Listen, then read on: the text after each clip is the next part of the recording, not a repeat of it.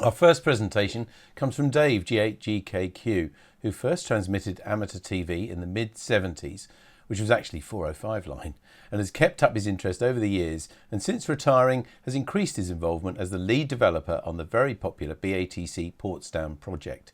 And he's here today to update us on the latest developments. Now, as with all of today's presentations, if you're watching this live, you are welcome to ask questions or make comments during any of today's presentations via BATC or YouTube chat, and I'll read as many as we can to the presenter. So welcome to you, Dave. Good morning, all, and thank you to David and Tammy for the expert hosting. I'm going to talk about the latest state of the Portsdown, which is a project still alive and well, despite the fact that we started back in 2016. I was looking at the picture on the intro slide there, and that was taken in Christmas 2016. So let's crack on. I'm going to talk about the project status, recent developments, and where I see the project going.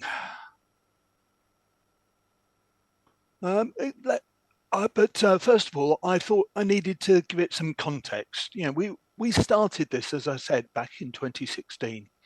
The hardware video encoder that's used in the Portsdown is certainly pre-2012. So, you know, it's 13-year-old technology. And at the time we started, it was a great improvement on an analog video. You know, the standard setup then was to go into a video capture device and then straight into the Raspberry Pi, and we could get nice digital pictures out of that were really good quality. So it was the bee's knees at the time, but now I see the Portsdown as having two primary roles: a portable DATV transceiver with band viewer. So, you know, it is the go-to setup for hilltops. You don't need to mess around with a laptop. It's all in one box, and it gives you the additional facility to see what the spectrum, look at the spectrum on the band. And we'll talk about that a bit more later. In the shack, though, it's been eclipsed by graphics cards in high-end PCs. It certainly can't encode H.265, and it struggles with high-definition H.264. And for that, the shack PC is probably best. But where it does come into its own in the shack is the test equipment capabilities. So that we continue to develop in that area.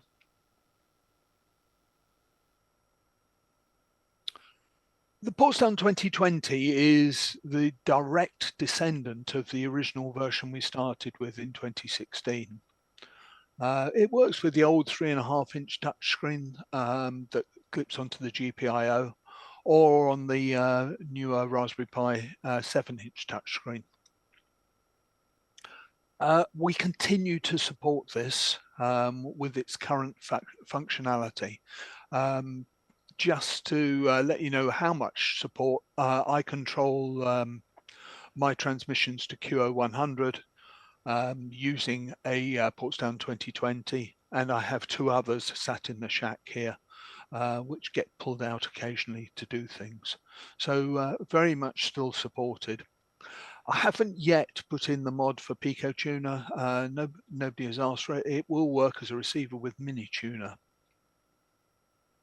And, you know, if you don't update it, don't connect it to the internet, it will live on forever, effectively. But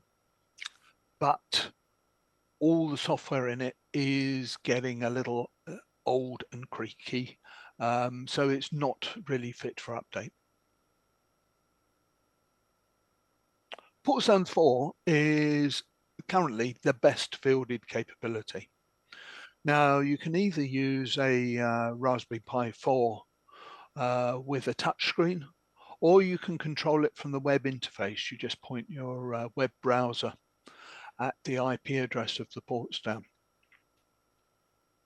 That's particularly useful if you're doing any testing out in the garden with a dish or something, in that you can get it on your smartphone and look at the test equipment or the receiver on your smartphone to pick up a dish.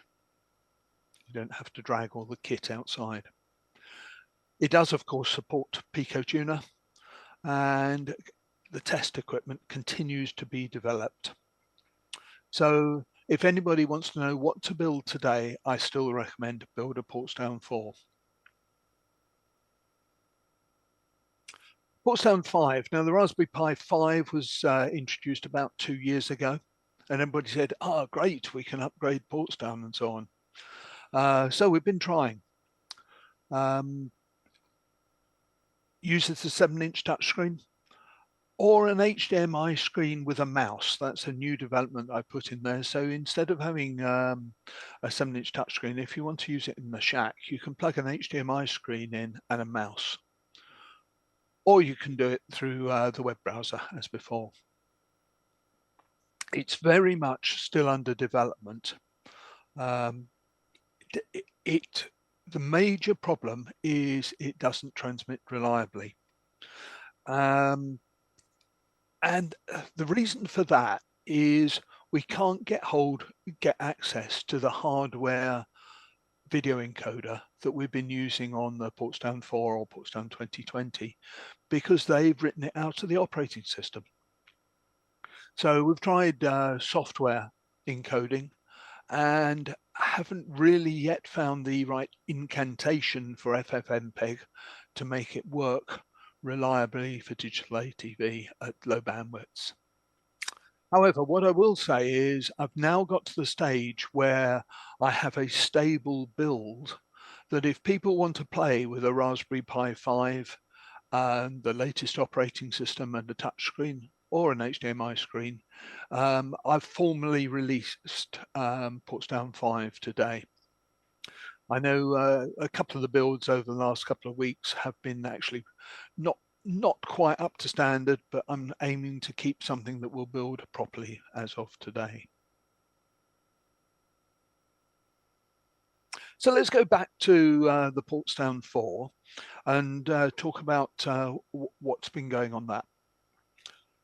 I've looked back over the changelog for the last year, and really a lot of it is just minor bug fixes, just sorting out little corners of the envelope where people are saying, yeah, it doesn't work properly here, and I've been sorting out that.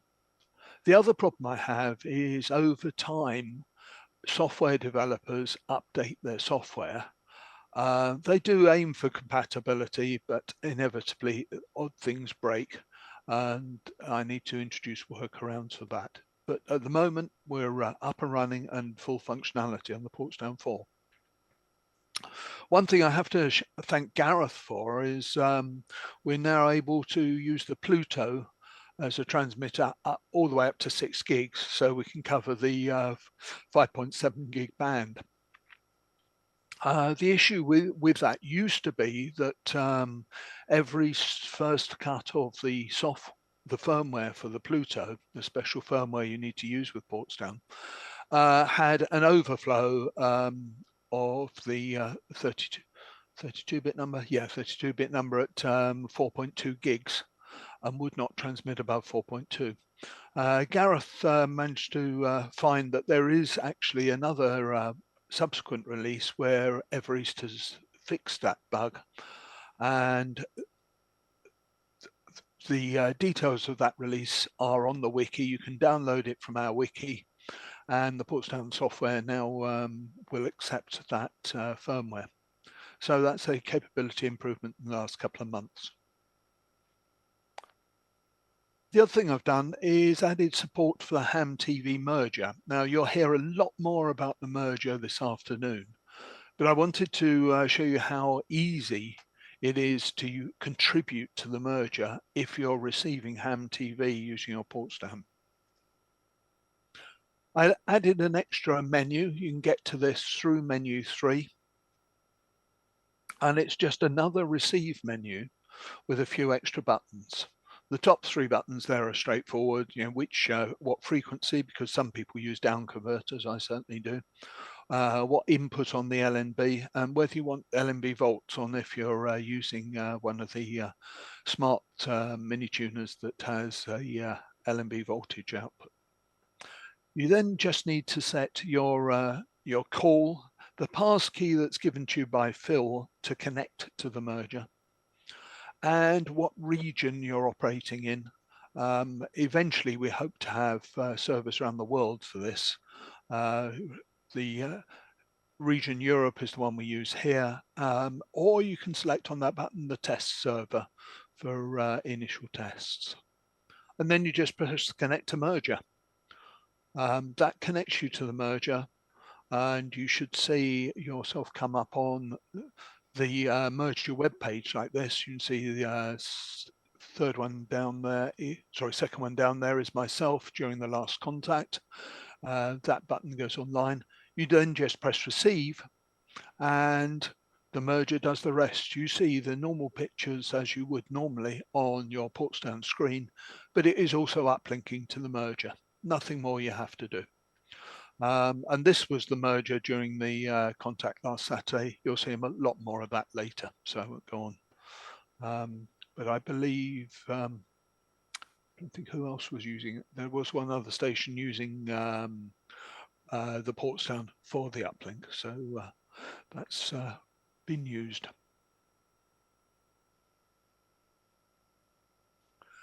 The other thing I've been looking at for a while is the Muntjac. Some of you will have heard, in fact, Brian wrote a CQTV article about it.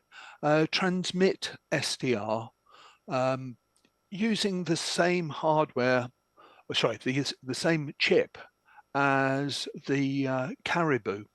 Now, the Caribou was an SDR that was, I think, crowdfunded couple of years ago, but the software support, as often with these crowdfunded things, didn't match the hardware aspirations. And I think many people got very frustrated with it. But Brian G4EWJ was clever enough to realize that actually the chip used could be used for DATV and could be paired up with the RP2040. Now, the RP2040 is the same chip as is used in the Raspberry Pi Pico microcontroller. Very easy to program and very capable. The hardware SDR transmitter only covers 70 SEM and 13 SEM, but actually, those are the two bands that a lot of us really need, in that certainly all my portable kit, portable microwave kit, I up convert from 70 SEMs. And 13 SEM, of course, that gives you the QO100 uplink. Now, it's quite a small PCB. For an idea of size, you can see those, the edge connector on the top there is 0.1 inch pitch. So it just fits, it will fit on top of a Raspberry Pi, and it just takes the power from the Raspberry Pi when you do that. You connect USB to the right-hand end there and plug into the USB connector on the Raspberry Pi. And from the output to output, where you'd normally select Lime, Pluto, or whatever on the Portsdown, you just select Muntjac, and it transmits seamlessly from the Portsdown. Now, I was having discussions yesterday about when we hope to get this out. I would hope that we're able to make hardware available in early 2026. First half of 2026. So looking very positive, and we're aiming to keep the cost down, because clearly we have other SDRs such as the Libra SDR that are competitive on cost as well. But sub £100 is very much our target on this. Now the test equipment. This is where certainly my Portsdown gets most of its use. I will go through them in a bit more detail in a moment, but there's the band viewer, which gives you a view of up to 50 megs of spectrum if you're using a Pluto. 20 megs on a line.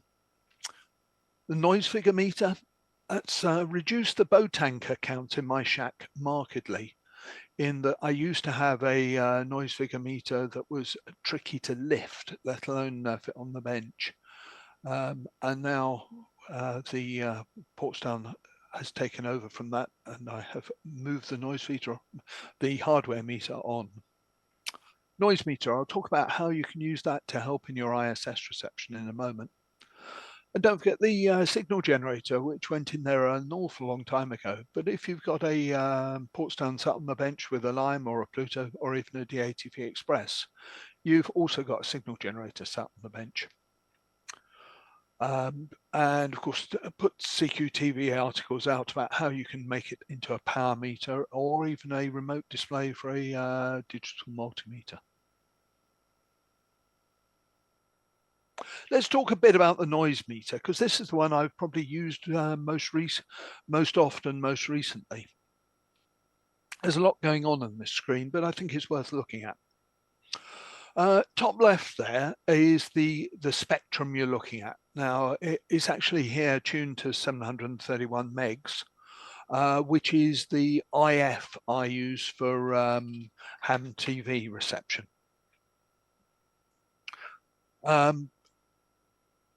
Beneath that, you can see the bandwidth I'm looking at and the noise levels.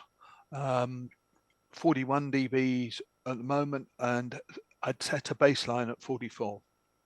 Top right is just an analog meter type, an analog type meter display of what the noise is. As with all the meter scales on Portsdown kit, you can actually touch the scale to increase or decrease the scale.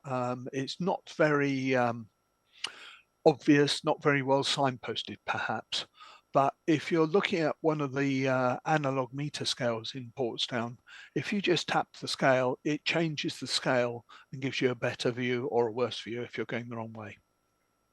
Now beneath that is a time plot of the noise. Now I had set up my ham TV dish in the garden, and initially I pointed it at cold sky, and then I pressed the establish baseline button. There's two buttons there. Set baseline is where you numerically set the baseline.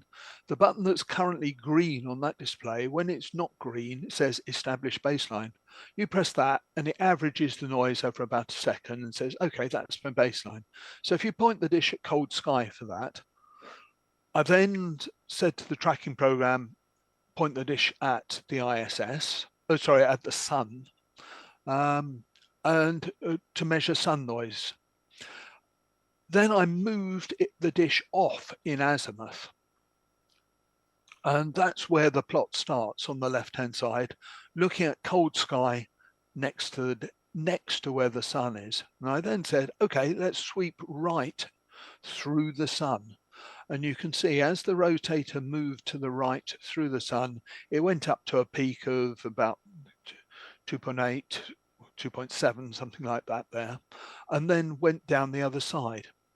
And I then said, okay, track the sun again. So it went back to the sun.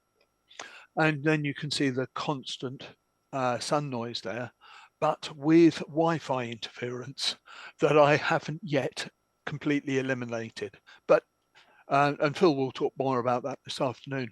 But you can see the peak as I went through the sun was pretty close to the base, the tracking peak. And this gives you a really good indication that you've sorted out your dish pointing correctly. And clearly you repeat the process in elevation.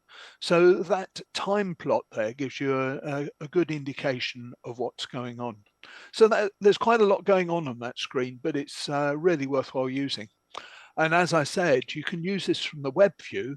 And when I go out actually to the dish to do the course alignment outside, I just take my iPhone out there and look at this screen on the iPhone.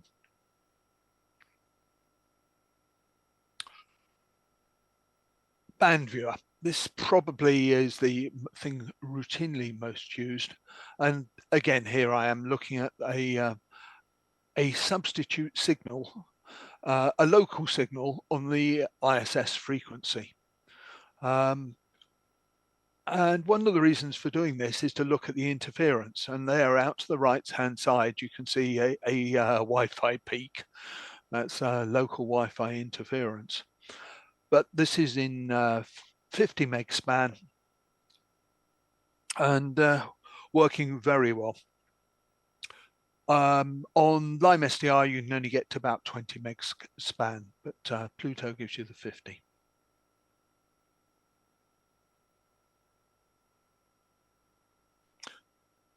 Often forgotten now because it was released so long ago is the Portsdown signal generator. Now, if you've got a Portsdown sat on your test bench and it's got a Pluto or a Lime or a DATV Express or even an ADF 4351 on the old Portsdown 2020 connected, you can generate signals throughout the passband of that SDR device with an approximate calibration. So really useful for testing PAs and general test around the shack. So that was Portsdown 4. Still lots of test equipment there, and I'm always looking for new ideas of what we can do. One of the things I have been thinking about is, can we do a sweep generator using just the SDR without the need for a power meter as well. And some thoughts going on to that at the moment. Let's move on to Portsdown 5. As I said, it uses the latest Raspberry Pi OS. Now, the Raspberry Pi introduced it with a 64-bit operating system 2 years ago, and they've recently updated that to Trixie, I think about 5 weeks ago. And I was waiting for this release before I did the formal release of Portsdown 5 because I didn't see the point in making two jumps, if you know what I mean. So you can load the latest Trixie operating system, the 64-bit Lite version, onto an SD card and build the latest Portsdown 5. Now it does work on either a Raspberry Pi 4 or a Raspberry Pi 5.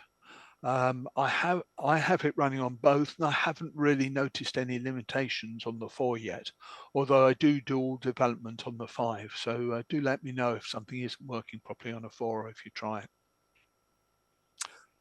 I have rewritten the software extensively from the Portsdown 4. As you develop software, you go through this phase where, well, I wouldn't be doing it this way if I started it now. And I really wanted to reset back to, well, I'd like to do it this way, so I will do it this way. So things internally are quite different. Externally looks fairly similar, but I'll show you some of the differences in a minute. The new feature I brought in is you can use an HDMI screen with a mouse plugged into the Portsdown to control it. Now, the advantage this gives you over WebView is if you're using test gear, it gives you the real-time frame update. So if you can see things on Spectrum without the 1 second jumps, it keeps on going round and round. Let's look at a couple of the new features. As we're all using larger screens now, the 7-inch screen, I put in an extra row of buttons on the menu. That's the main menu. Still, some of the buttons are probably going to be changed, but it gives you an extra line, so you can go straight to the band view or the test equipment from the bottom line. And there's a shutdown button on the front page as well. The keyboard. I don't know about you, but I get frustrated by keyboards that don't have a delete at the current position key. I only had a backspace key before, so we had backspace at top right. I've added a delete key down the bottom there. Also, you can move the cursor by touching where you want it to go in the top line there.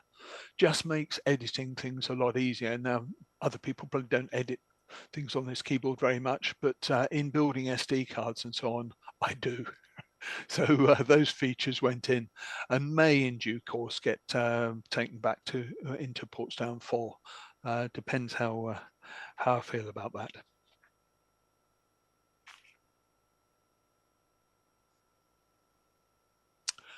So what works in Portsdown 5? Well, receive works very well with either the Pico tuner or the mini tuner. Doesn't look much different from Portsdown 4 on receive. Except that I put in a receive diagnostic display. And again, this is, the old test equipment estimate emphasis. So with the test equipment, the receiver diagnostic display, you can get this screen up. Clearly, we're limited on screen space. Displaying a picture and a constellation on a little touch screen isn't really practical. So I've pulled out the constellation data that's used in the PC version of Minitune, and you can now display it on Portsdown here on this diagnostic screen. That's QPSK, but you can equally, you can display 32 APSK on there and get all the nice little dots all around the display. Now, most people just look at that and say, yeah, okay, I can see a constellation. But that in itself is another piece of test equipment. In that, there you can see we've got 4 sort of fairly uniform areas of noise. And this, in fact, you'll note is the QR100 beacon at about 9 dB MER. But if your local oscillator, either on transmit, on something you're looking at, or on receive, has got phase noise on it, you notice that phase noise because the noise is more axial. It goes around the origin rather than amplitude going distance in and out of the origin. So I put in calculations there to actually quantify the amount of noise that comes from amplitude noise and the amount of noise that comes from phase noise. Now, if you've got good local oscillators, these should be the same. But certainly on my 24 gigs kit, which is a bit challenged with phase noise, the 2 figures are different. And now I've put a number on it, you can make changes and actually optimize it. So again, more test equipment. The other thing on there is a figure that measures how many null packets you have, how much headroom you've got in the transport stream. I'm not convinced of the accuracy of that figure because it doesn't agree with other test equipment. However, it gives you a relative indication. So a bit more on the test equipment side there. Stream viewer. Somebody, it was Phil actually, G8GKQ asked for a stream viewer with 20 presets. Well, we've got more buttons, so yes. So there we go, the stream viewer with 20 presets. Now, I've got 2 buttons there for play. And this highlights one of the problems with the new operating system and VLC. VLC seems to have a mind of its own as to whether it will invert the picture or not with the new operating system. For H.264, it will on some pictures and won't on others. For H.265, it won't on any.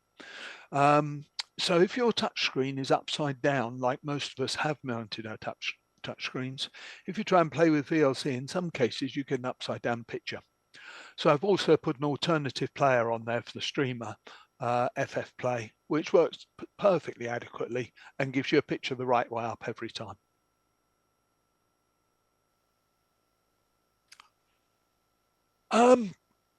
So test equipment, again, my main emphasis. Lime SDR, band viewer, noise figure meter, and noise meter are all in there now. I've concentrated on Lime because that is the thing I have most of. Pluto will come in due course. I spent the last couple of days getting SDR Play band viewer working. Now, this is really to make sure we have an alternative in the future for the Meteor beacon receivers. All the Meteor beacon receivers that are deployed currently for the 50 meg beacon are actually Portsdown receivers. And at some stage we will probably have to upgrade those to Trixie. So I wanted to get the SDR Play series of SDRs working. And lastly, the signal generator is in there for Lime SDR and DATV Express. Again, not Pluto yet. I mentioned about the VLC image orientation problem. Hopefully people will sort that out in due course. It's far beyond me to sort it out. And of course, video encoding is difficult. I will do some more work on that in due course, but I needed to have a stable platform before I could move that on. Progress is slow, just because it's a bit like wading through treacle to some extent, but I really would like to get Portsdown 5 to be as good as Portsdown 4. Okay, I'll talk briefly about some other things, and this will give you some insight as to why I've developed Portsdown 5 in the way I have. The Lime Microsystems, we've long supported their range of SDRs. They have brought out a new LimeNet Micro. Now, the original LimeNet Micro was based on a Raspberry Pi 3. The newer one is based on a Raspberry Pi 4 compute module, or even a Raspberry Pi 5 compute module. They're interchangeable on it. And the new Lime XTRX. Now, this has got a PCIe interface on it, different interface. It's not USB. And it uses a new set of Lime Suite drivers, Lime Suite NG, next generation, or something they call it, which need the 64-bit operating system of Trixie. Now, those drivers are included in Portsdown 5. They're not active at the moment. I did some work on them, but I need to revisit it. The LimeNet Micro DE looks like this, a very pretty piece of RF hardware. You can see in the center there, the green bit is the compute module, the compute module 4. It's got a couple of HDMI interfaces on the left-hand side, and USB and network at the top. It's 12-volt powered. It's got an onboard GPS receiver. It's got 2 receive preamps and 2 transmit driver amps. So it's more sensitive than a barefoot SDR. You can see the UFL wires that take the outputs of those preamps and the inputs to the drivers to the SDR there, and has 2 channels. And I did get some of the basics of the Portsdown transmitter working with this, and I will go back to do some more work on it. They are reasonably expensive. I don't, if you want something really good for your test bench to test mobile phones, that's what you should use. But for amateur use, it will be good to develop amateur applications for it, but I don't see it being bought by many purchasers.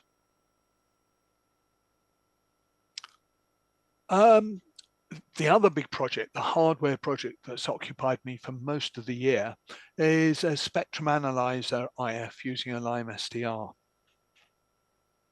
Now, this is what I've come up with. Looks very pretty in the box. Underneath the lid, it's all a bit crammed in. But I was lucky enough to get hold of an HP spectrum analyzer, an HP 8565A, that somebody had tried to fix the front panel switches on after they broke, like front panel switches do break on older HP analyzers. And the project had clearly been abandoned. The front panel wasn't with what I bought, but all the guts were. And the basic spectrum analyzer went up to 22 gigs. And I worked out that with a bit of jiggery pokery, I could extend that up to 25 gigs because, of course, I wanted to look at 24 gigs. And well, why use an analog IF when you could put a Lime SDR on the IF? And why have a CRT when you can put a Raspberry Pi 5 and a touchscreen? And once you've got that in there, of course, you've got the Portsdown signal generator, noise figure meter, and with some extra hardware, you can build a tracking generator in there as well. So that's what I did. Sort of thing I've done here, you see how you can use an external tracking generator with it to build a sweeper from 20 to 25 gigs. At the top there is the basic attenuator with a switched attenuator on the, basic analyzer with a switched attenuator on the front, a YIG-tuned filter, harmonic mixer. It has a YIG swept oscillator there, and it uses the fifth harmonic of that oscillator. And then it goes into the IF that's based on the Lime SDR and the Portsdown software. But you can feed that swept oscillator out, multiply it by 5, mix it with the IF frequency, and with some amplification, put it through the filter that you're testing and back into the input of the analyzer. So that's what it looks like, using some old modules that came out of some DMC kit. So the local oscillator comes in at the top right there, is multiplied by 5, goes through a bit of waveguide, you can see at the right-hand side, through a couple of amplifiers, into a mixer. It's got an ADF 4351 to generate the local oscillator signal, and out the left-hand side. And this is the sort of thing it'll do for you. You can sweep this is a 23 gig filter that sadly won't tune up to 24 gigs, but you can see the response of the filter there. And it enables you to try and move filters up to 24 gigs from surplus gear.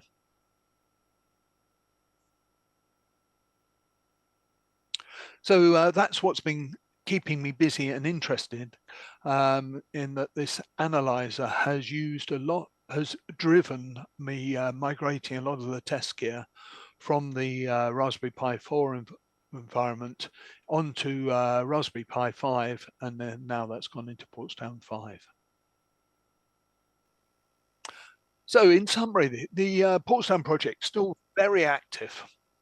I'm still adding features to the Portsdown 4 and investigating new capabilities for the Portsdown 5.